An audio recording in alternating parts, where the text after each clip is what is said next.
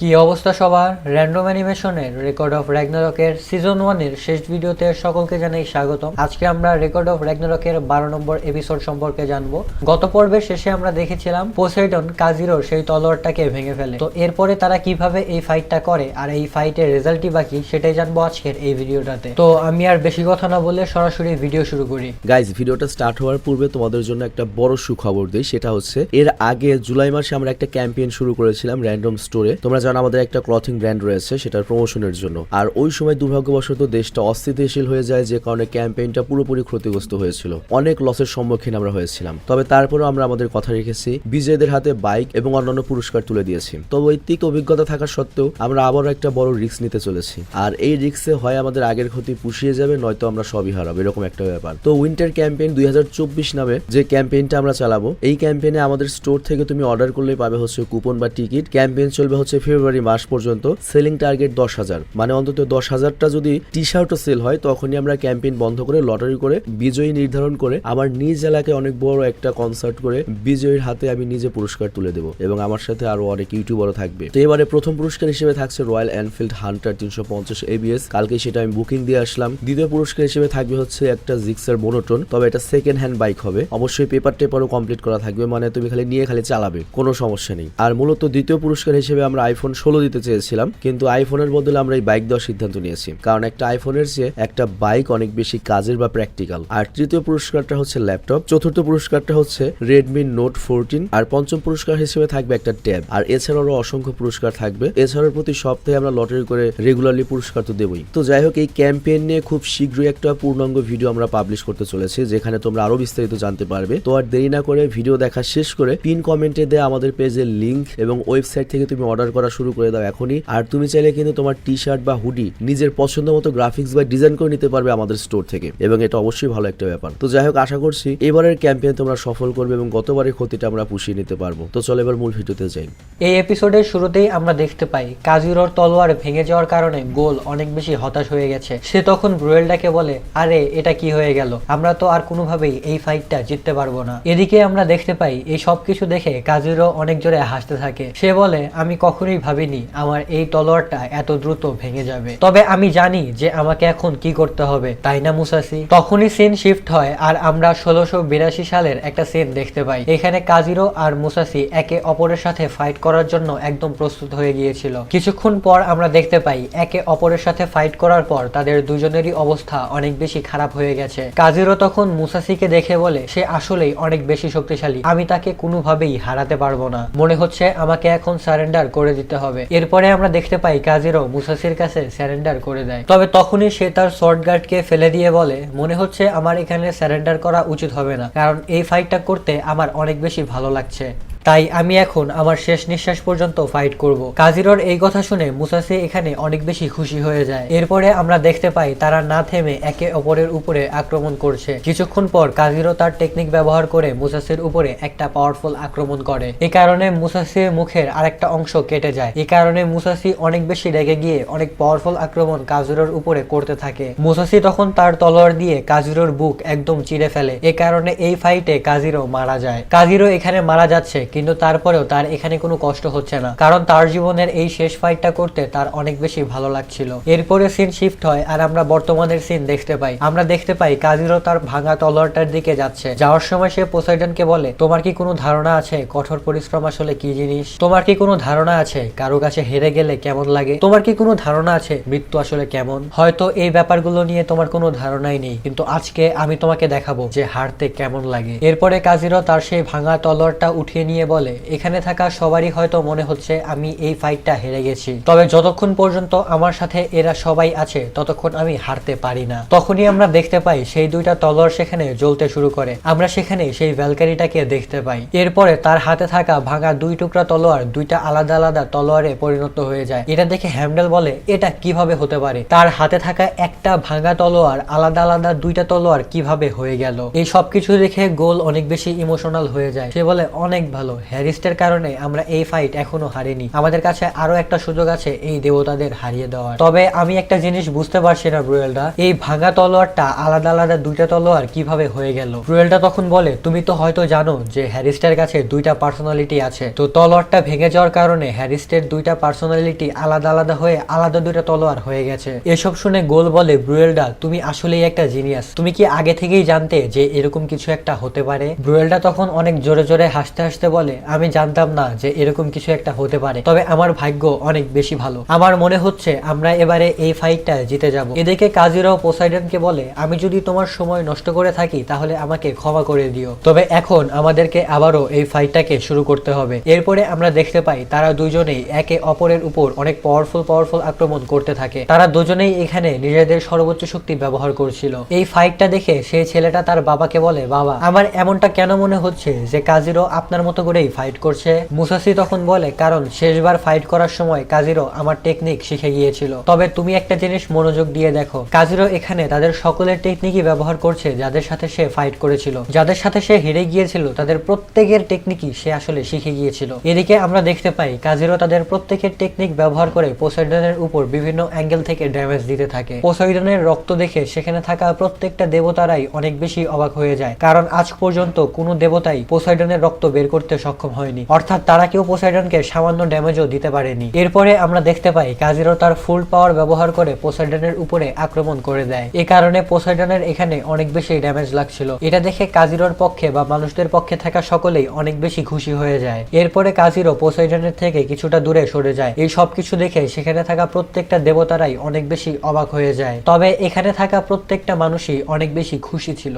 এরপরে আমরা দেখতে পাই পোসাইডন তার শরীরে থাকা সকল রক্ত নিজের হাতে মাখিয়ে নেয়। এরপরে সে তার নিজের শরীরের রক্তকে অনেকটা জেলের মতো ব্যবহার করে নিজের চুলগুলোকে খাড়া করে নেয়। এরপরে সে কাজিরোকে বলে অনেক ভালো, তাহলে তুমি আমার প্রত্যেকটা আক্রমণকে প্রেডিক্ট করতে পারছো, তাই ক্ষমতা থাকলে আমার এই আক্রমণটাকে আটকে দেখাও। এরপরে পোসাইডন তার ফুল স্পিড ব্যবহার করে কাজিরোর উপরে আক্রমণ করে দেয়। এই আক্রমণটার কারণে কাজিরোর কাঁধ একদম ফেরে যায়। এরপরে পোসাইডন কাজিরোকে বলে কি হলো, তুমি কি আমার এই আক্রমণটাকে দেখতে পাওনি? আচ্ছা সমস্যা নেই, আমি আবারও আক্রমণ করছি, পারলে আরেকবার তুমি আমাকে আটকে দেখাও। এরপরে পোসাইডন আবারও কাজিরোর উপরে আক্রমণ করে, তবে কাজিরো এবারেও পোসাইডনের আক্রমণকে দেখতে পায় না। কাজিরো বারবার পোসাইডনের আক্রমণগুলোকে প্রেডিক্ট করার চেষ্টা করছিল, তবে পোসাইডন এখানে এত বেশি ফাস্ট ছিল যে কাজিরো এগুলোকে প্রেডিক্ট করতে পারছিল না। এরপরে পোসাইডন তার স্পিডকে আরো অনেক বেশি বাড়িয়ে কাজিরোর উপরে আক্রমণ করতে থাকে। এই এত স্পিডে আক্রমণ হওয়ার কারণে সেই সম্পূর্ণ জায়গাটা ধোঁয়া দিয়ে ভরে যায়। এই সবকিছু দেখে অ্যারিস্ট বলে পোসাইডনের আক্রমণ এখানে এত বেশি ফাস্ট যে আমি কিছুই দেখতে পাচ্ছি না, তবে তারপরেও কাজিরো এই আক্রমণগুলোকে থামিয়ে দিচ্ছে। এরপরে আমরা দেখতে পাই সুযোগ পেয়ে কাজিরো পোসাইডনের উপরে একটা আক্রমণ করে দেয়, তবে পোসাইডন তার এই আক্রমণটাকে ডজ করে তার পেছনে এসে তার উপরে একটানা অনেকগুলো আক্রমণ করতে থাকে। কাজিরো তখন ভাবতে থাকে আমার আবারও মনে হচ্ছে আমি আবারও সাগরের অনেক গভীরে চলে যাচ্ছি, এভাবেই যদি সবকিছু চলতে থাকে তাহলে আমি এই ফাইট হেরে যাব।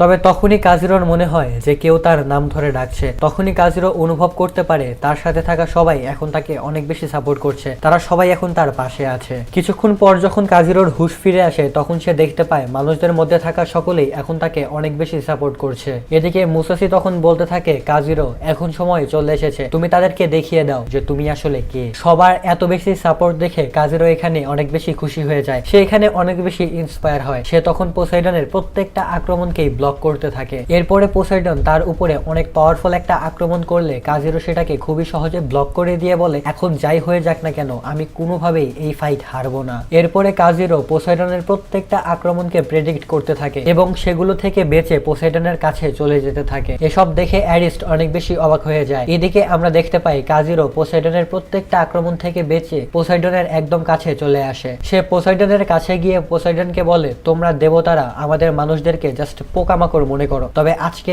আমরা তোমাকে দেখাবো যে আমরা মানুষরা আসলে কত বেশি শক্তিশালী। এরপরে কাজিরো তার কাছে থাকা দুইটা তলোয়ার দিয়েই পোসাইডনের উপরে আক্রমণ করে। পোসাইডন এই আক্রমণটাকে ব্লক করার চেষ্টা করে, তবে আমরা দেখতে পাই কাজিরো পোসাইডনের একটা হাত কেটে ফেলেছে। তবে পোসাইডন এখানে না থেমে তার অন্য হাত দিয়ে অস্ত্রটা ধরে কাজিরোর উপরে আবারও আক্রমণ করে দেয়। তবে কাজিরো এখানে আবারও পোসাইডনের দ্বিতীয় হাতটাকেও কেটে দেয়। এটা দেখে সেখানে থাকা প্রত্যেকটা দেবতারাই অনেক বেশি অবাক হয়ে যায়। তারা সকলেই তখন বুঝতে পারে এই ফাইটে পোসাইডন হেরে যেতে চলেছে। আমরা দেখতে পাই পোসাইডন এখনো হার না মেনে তার মুখ দিয়েই সেই অস্ত্রটা অস্ত্রটা ধরে কাজিরোর উপরে আবারও আক্রমণ করে। তবে কাজিরো এখানে তার দুইটা তলোয়ার দিয়ে পোসাইডনকে একদম টুকরো টুকরো করে কেটে ফেলে, ফলে পোসাইডন এখানেই মারা যায়। এটা দেখে সেখানে থাকা প্রত্যেকটা মানুষই অনেক বেশি খুশি হয়ে যায়, কারণ পোসাইডন এই ফাইটটা জিতে গেছে। পোসাইডন তখন সবার উদ্দেশ্যে বলে, তাহলে একজন লুজার ফাইনালি একজন উইনার হয়ে গেল। তার মানে এই ফাইটটাতে দেবতারা হেরে গেছে আর মানুষরা জিতে গেছে। এরপরে হ্যামডেল বলতে থাকে, তাহলে ইতিহাসে প্রথমবার কোনো মানুষ কোনো একটা দেবতাকে হারিয়ে দিয়েছে। এটা শুনে সেখানে থাকা প্রত্যেকটা দেবতারাই একদম শকড হয়ে যায়। এরপরে আমরা দেখতে পাই পোসাইডনের বডি তখন ক্রিস্টাল হয়ে মিলিয়ে যায়। এরপরে সেখানে থাকা প্রত্যেকটা মানুষ কাজিরোকে চেয়ার আপ করতে থাকে। কাজিরো তখন বলে, যাই হোক শেষ পর্যন্ত আমি আমার জীবনে একটা ফাইট জিততে পেরেছি। এরপরে কাজিরো সেখান থেকে চলে যেতে থাকে। তবে চলে যাওয়ার সময় সে মাথা ঘুরে পড়ে যেতে নেয়। তবে তখনই সেখানে সেই হ্যারিস্ট নামের ভ্যালকেরি এসে তাকে ধরে ফেলে। কাজিরো তখন তাকে বলে, তোমাকে অনেক বেশি ধন্যবাদ, এই ফাইটটা জিততে তুমি আমাকে অনেক বেশি সাহায্য করেছো। এরপরে এই ভ্যালকেরি কাজিরোকে নিয়ে সেখান থেকে চলে যায়। এদিকে গোল তখন ব্রুয়েলডাকে বলে, ব্রুয়েলডা তাহলে শেষ পর্যন্ত আমরা একটা ফাইট জিতেই গেলাম। ব্রুয়েলডা তখন বলে, আমাদের এত দ্রুত খুশি হওয়া যাবে না, কারণ এখনো আমাদেরকে আরো 6টা ফাইট জিততে হবে। এরপরে সিন শিফট হয় আর আমরা দেখতে পাই জিউস তার ঘরে আরামে বসে চা খাচ্ছে। এদিকে শিবা তখন অনেক রেগে জিউসকে বলতে থাকে, আমি তোমাকে আগেই বলেছিলাম এই ফাইটে আমাকে পাঠাও, তবে তুমি আমার কথা তো শুনলেই না। জিউস তখন তার এই কথা শুনে বলে, আমি জানি আমি যদি সেখানে তোমাকে পাঠাতাম তাহলে তুমি অবশ্যই এই ফাইটটা জিতে যেতে, কিন্তু যাই হোক এখন যা হওয়ার তা তো হয়ে গেছে। তবে এখন আমি আর এই মানুষদেরকে হালকাভাবে নেব না।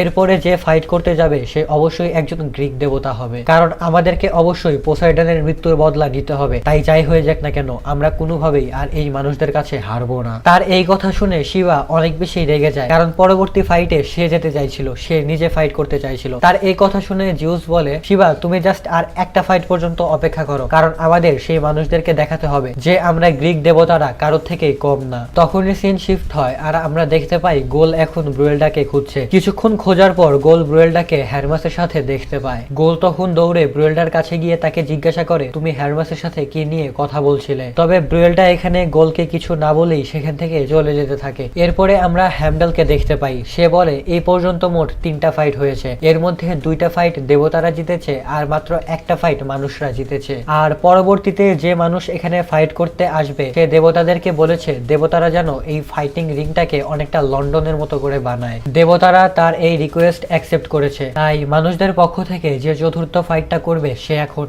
আসছে। তো মানুষদের পক্ষ থেকে যে চতুর্থ ফাইটটা করবে সে 1888 সালের দিকে মানুষদের মধ্যে অনেক বেশি আতঙ্ক ফেলে রেখেছিল। সে অনেক মানুষদেরকে খুন করেছে, চুরি করেছে, ডাকাতি করেছে। সেই মানুষটাকে মানুষদের মধ্যে জ্যাক দ্য রিপার হিসেবে ডাকা হয়। এই জ্যাক দ্য রিপারের ফাইটটা কিন্তু অনেক বেশি ইন্টারেস্টিং, এটা আমি শুনছিলাম এই সিরিজটা শুরু করার আগে। তো আশা করতেছি এই ফাইটটাও কিন্তু আমরা অনেক বেশি এনজয় করব। তবে তার এই ফাইটটা কিন্তু আমরা দেখতে পাবো সিজন 2-তে। তো যাই হোক, জ্যাক দ্য রিপারকে এখানে আসতে দেখে মানুষরা বলতে থাকে, তাহলে মানুষদের পক্ষ থেকে একজন চোর ফাইট করবে। তো এই জ্যাক দ্য রিপারকে দেখে লোকি বুঝে যায় যে ব্রুয়েলডা কেন তাকে এই ফাইটের মধ্যে নিয়ে এসেছে, সে আসলে কি প্ল্যান করছে। যাই হোক, এরপরে হ্যামডেল বলে, দেবতাদের পক্ষ থেকে চতুর্থ ফাইট করার জন্য যে আসছে তাকে জিউসের ছেলেই বলা হয়। সে আসলে একজন গ্রিক দেবতা, এ কারণে তার শরীরে আসলে জিউসেরই রক্ত বইছে। সে অনেক বেশি পাওয়ারফুল, তার পাওয়ার এত বেশি যে যে কোনো দেবতাই তার সাথে ফাইট করতে ভয় পায়। আর এই মহান শক্তিশালী দেবতাটার নাম হচ্ছে হারকিউলিস। এই হারকিউলিসের নামটা তোমরা অবশ্যই শুনেছো, সেটা যে জায়গাতেই হোক না কেন তোমরা অবশ্যই শুনেছো, এটা আমি জানি, কারণ এই নামটা সবার সাথেই পরিচিত যেভাবেই হোক না কেন। তো যাই হোক, হারকিউলিসকে এখানে দেখে সেখানে থাকা প্রত্যেকটা দেবতারাই অনেক বেশি খুশি হয়ে যায়। তো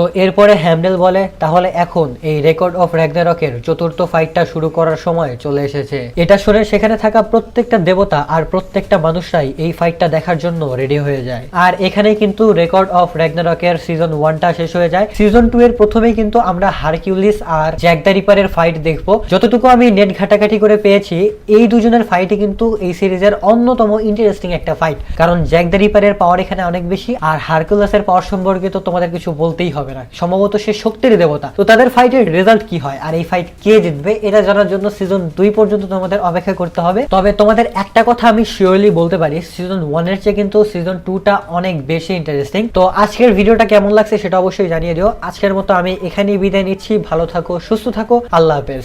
ভিডিও তো শেষ হলো, কিন্তু ভুলে যেও না এই উইন্টার ক্যাম্পেইনে তুমিও কিন্তু জিততে পারো একটা রয়্যাল এনফিল্ড, একটা জিক্সার কিংবা ল্যাপটপ বা ফোন সর্বনিম্ন মাত্র 350 টাকার পণ্যের অর্ডার করে। তো আর দেরি কিসের, এখনই চলে যাও র্যান্ডম স্টোরের পিন কমেন্টে লিংক দেওয়া রয়েছে। আর বিস্তারিত তথ্য নিয়ে খুব শীঘ্রই ভিডিও আসছে।